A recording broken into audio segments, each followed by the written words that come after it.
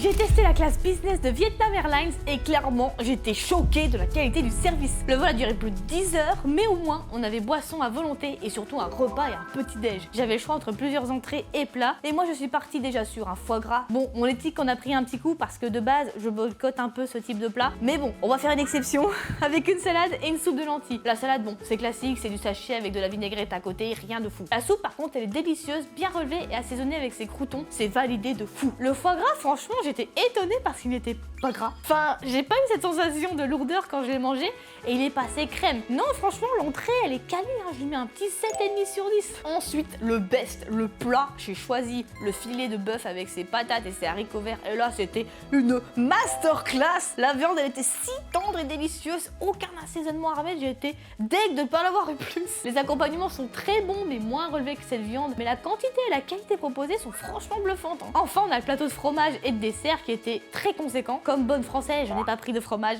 Ouais, désolé, vous êtes tombé sur la seule meuf qui n'aime pas le fromage et surtout la raclette. Hein, bannissez-moi. Du coup, je suis passée au dessert et on pouvait choisir la quantité que l'on voulait. Honnêtement, je suis partie sur quelques fruits parce que j'avais déjà plus trop faim, parce que j'avais des lunchs avant à l'aéroport et j'avais déjà tapé 3 assiettes à Charles de Gaulle. Donc autant te dire que j'avais l'impression d'être woke. Mais pour cette assiette légère, bah rien de fou, hein. En plus, on a du melon qui n'est pas de saison, donc il n'a pas vraiment de goût et le reste est potable. Et la seule pâtisserie que j'ai prise était bonne, mais sans plus. C'est un classique, c'est un macaron de chez Métro, quoi. Après, vous avez pas vu le cocktail qui m'accompagnait, que j'ai pas du tout fini, franchement, il était immonde.